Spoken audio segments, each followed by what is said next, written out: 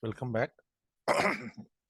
We are discussing about some specific topics under environmental engineering. In this video, we'll be discussing about springs and infiltration galleries. These are the sources from groundwater and how we are going to use them to collect groundwater for our specific purposes. So these infiltration galleries, if you look at first,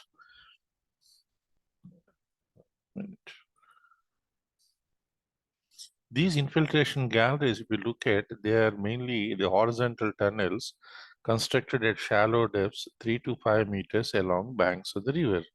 So now this is the bank of the river, and adjacent to that, we are going to construct this perpendicular to the screen here. So there are long tunnels here. Mainly they can be made from wood or stone or bricks. They are mainly surrounded by 3 layers. These tunnels, they are having the perforated surfaces outside. What we are going to use? 25 to 50 meter size ballast, 16 centimeter thick around the pipe. So this is the pipe, and this can be one shape, or you can have a circular pipe, doesn't matter. The first layer we are having 25 to size ballast, 16 centimeter thick. And second layer above that will have 16 centimeter thick and 12 to 24 size pebbles. And after that, we are going to make use of 3 to 10 size pebbles and 24 centimeters thick as outer layer. So why we are going to use this? So when you are making these tunnels here, these pipes, whatever the pipes are making here, this will allow the groundwater coming from the river, right? So we are extracting water from the bottom of the river. So now what we are seeing here, you see this is the pipe, and this is the pipe we are having like this. So this pipe, whatever the pipe is there, is having all the perforations around. This will allow the flow of groundwater from the river directly into this particular sump.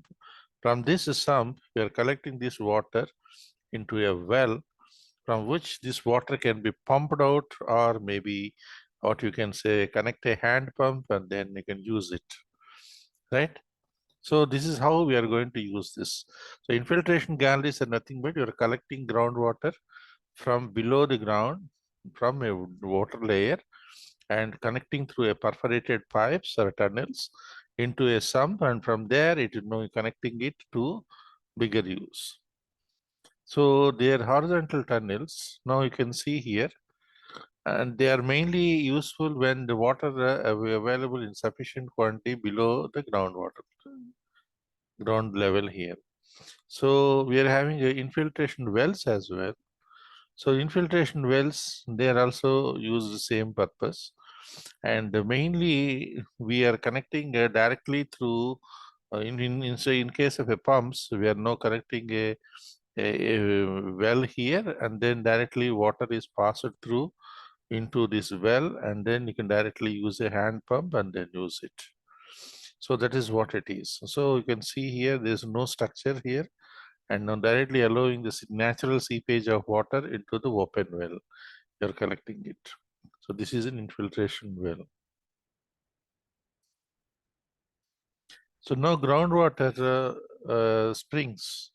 The springs is another form of groundwater. What exactly is the meaning of a spring? Spring occurs when water pressure causes a natural flow of groundwater onto the earth's surface to come out of the vents or cracks on the surface of the earth. So for example, if you look at this figure, the precipitation is falling on the land surface. There is no going through permeable porous material, and it reaches to impermeable material. So it cannot pass through. So automatically it has to pass only in the horizontal direction. So therefore we are having a water table, and water is passing through above the impermeable layer and flowing in the permeable surface. At some point of the time, during its journey, there will be some cracks on the surface here. So this water oozes out from that in a small amount, and this small amount is called as a spring. Now you look at this picture, the second picture on the right hand side.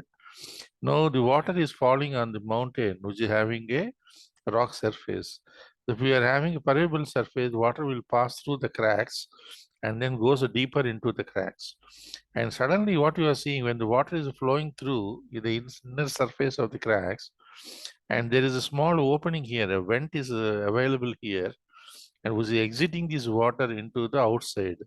So automatically what you are seeing is this water is directly coming out from the vent into in a small quantity in the outside atmosphere. So this is a spring. And similarly, if you see this particular thing, this is a pervious layer and soft layer, and then water table is there. It is now moving along the slope. But if you see here, then you can see here the topography of the land is below the water table. This is below the water table. So automatically what you are seeing is water will coming out of that. So, and it will continue along with the surface. And there will be some wider space. This is smaller place, right? This is a smaller area we are calling as a spring where water is coming out, and larger area we are calling as a stream. The same thing you can look at in a different picture. Water table is coming out, and then this is above the topography of the land, so water oozes out, and it's very small quantity here, and that is how you are getting the springs. So it is movement of water below the subsurface, right? This is movement of water below the subsurface. There are two different valley springs. So topography falls below its level. Just now we have seen that they are called as valley springs. And the first one we are still calling as stratum springs. There some cracks are there, and then automatically the water is coming out, and downward passage of groundwater is hindered by an underlying impervious layer and emerges out through some creeks or cracks. And another one is the major important thing which we come across is the artesian springs or geysers. Is also called as hot water springs. So again, here nothing but the water rises vertically up, not this is not falling as per the gravity and other things. So water rises up through the cracks in the subsurface. So without the aid of a pump, water rises. And occasionally, due to the geological stratum and where some high temperatures are there, this water will take that heat and emerges out as a hot water. So they are called as a hot water springs or geysers. There are a lot of tourist attractions for this type of geysers in some parts of the world. Now, the basic point here is how we can make use of this water coming out from the geysers for public uses. So whatever we are having this water coming from the spring is collected here through a collection sump, and then from this through gravity you make another pipeline, and this pipeline can be extended to whatever it is. Usually we used to connect this as a flexible pipe so that we can make this pipe move along the undulated surfaces of the hills or mountain and the different topographies, and you can take this pipe to a far off places, and from where it can be directly used for water supply, or it can be treated, it can be pumped to another location and subsequently used. So this is how the spring waters are used for public uses, right? And sometimes the springs can also occur through the vacancy, the voids in the faults. When the faults are joined in the geological stratum here, the water suddenly oozes out of that. So they are called as a fault springs. So this is all about different types of infiltration galleries and springs, right? Thank you very much.